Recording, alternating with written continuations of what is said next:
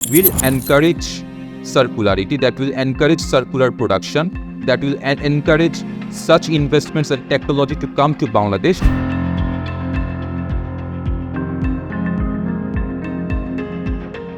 Corporate সামাজিক দায়বদ্ধতা বা সিএচআর এর প্রসঙ্গে তৈরি পোশাক রপ্তানিকারক দেশ হিসেবে বাংলাদেশ সবসময় বিশ্বের নজর বা আলোচনার প্রধান উপলক্ষ হয়ে ওঠে। অর্থাৎ যখনই কর্পোরেট সামাজিক দায়বদ্ধতার বা সোশ্যাল কমপ্লায়েন্সের প্রসঙ্গ আসবে, তখনই সবার নজর থাকে বাংলাদেশের পোশাক শিল্পের ওপর। শিল্পে দুর্বল ও অনিরাপদ কর্মপরিবেশের একটি অতি প্রচলিত উদাহরণ হিসেবে প্রায়শই বাংলাদেশকে উপস্থাপন করা হয়। The government of Bangladesh itself is not part of our negotiations. They are, of course, the regulatory body for the industry in the country. কর্মপরিবেশের নিরাপত্তার বিষয়টি নিয়ে যদি বিশ্বের কোনো সংবাদ মাধ্যম কোনো প্রতিবেদন তৈরি করতে চায়, তাহলে তারা প্রায়শই বাংলাদেশকে বেছে নেয়। আন্তর্জাতিক মহলের বহু মন্তব্যকারী তাদের তীর্যক সমালোচনার তীর বাংলাদেশের দিকে ছুঁড়েছেন। The streets are empty and many of the factories have closed their doors, uncertain as to what is to come next. Rana প্লাজার দুর্ঘটনা কখনো ভোলার নয়। এমন নির্মম দুর্ঘটনায় প্রাণহানিতে বাংলাদেশ সহ সারা পৃথিবী ব্যথিত ও শোকাহত হয়েছিল। এই দুর্ঘটনার পর বেশ কয়েক বছর অতিবাহিত হয়েছে, যে সময়ে বাংলাদেশের পোশাক কারখানাসমূহে অ্যাকর্ড ও অ্যালায়েন্সের তত্ত্বাবধানে কর্মক্ষেত্রে নিরাপত্তা নিশ্চিতে অভূতপূর্ণ উন্নয়ন সাধিত হয়েছে। কারখানাগুলো মিলিয়ন মিলিয়ন ডলার ব্যয় করে তাদের কারখানায় প্রয়োজনীয় নিরাপত্তা সংস্কার কার্যক্রম সম্পন্ন করেছে। উআইএমএ কর্তৃক পরিচালিত জরিপে ইথিক্যাল ম্যানুফ্যাকচারিং বা উৎপাদন ব্যবস্থায় নৈতিকতার প্রতিফলন রয়েছে এমন দেশের তালিকায় বাংলাদেশ বিশ্বের মধ্যে দ্বিতীয় স্থান অধিকার করেছে, যেখানে বাংলাদেশের স্কোর 7.7, তাইওয়ান 8 পয়েন্ট পেয়ে প্রথম স্থান অধিকার করেছে, ভিয়েতনামের অবস্থান তৃতীয়, তারপরই যথাক্রমে রয়েছে থাইল্যান্ড, পাকিস্তান, তুরস্ক, চীন, ভারত ও Brazil. We need the right policy framework with our partners, and we also need the right investment climate. And I think we're still working on that in our relations with Bangladesh. We want to ensure that we can bring in European technology. আন্তর্জাতিক শ্রম সংস্থার সহযোগিতায় বাংলাদেশ পোশাক শিল্পে শিশুশ্রম নির্মূল করেছে বহু আগেই। শ্রমিকের মজুরি কয়েক দফায় বৃদ্ধি করা হয়েছে। যদিও আমাদের এসব সাফল্য ধরে রাখতে সবসময় সচেষ্ট থাকতে হবে। পরিবেশ বান্ধব পোশাক কারখানা প্রতিষ্ঠায় বাংলাদেশ অভূতপূর্ণ সাফল্যের স্বাক্ষর রেখেছে।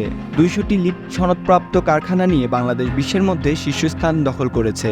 এই 200টি কারখানার মধ্যে 73টি প্লাটিনাম রেটেড, 113টি গোল্ড রেটেড এবং 10টি সিলভার রেটেড এবং 4টি সার্টিফাইড কারখানা রয়েছে।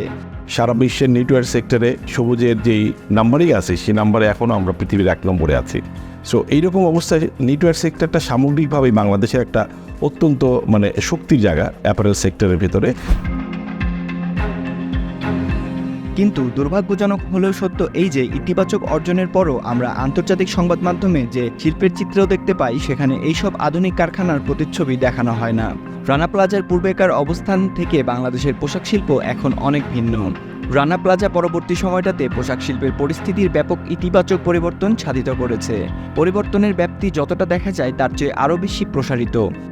আমরা অলরেডি প্রমাণ করেছি যে এনভায়রনমেন্ট ফ্রেন্ডলি ফ্যাক্টরি করার জন্য, এনার্জি এফিশিয়েন্ট ফ্যাক্টরি করার জন্য আপনারা দেখেছেন যে ওয়ার্ল্ডের 200টা ফ্যাক্টরি আমাদের বাংলাদেশে অলরেডি লিড সার্টিফাইড ফ্যাক্টরি হয়েছে। সমালোচনার আরেকটি ক্ষেত্র হলো পোশাক শিল্পের শ্রমিকেরা। শ্রমিক অসন্তোষ কি বাংলাদেশের একটি বড় ইস্যু? সময়ে সময়ে এটি অবশ্যই একটি আলোচিত ইস্যু, যেমনটা পৃথিবীর অন্যান্য দেশেও হয়ে থাকে। এমনকি পশ্চিমা দেশগুলোতেও শ্রমিক অসন্তোষের ঘটনা ঘটে থাকে।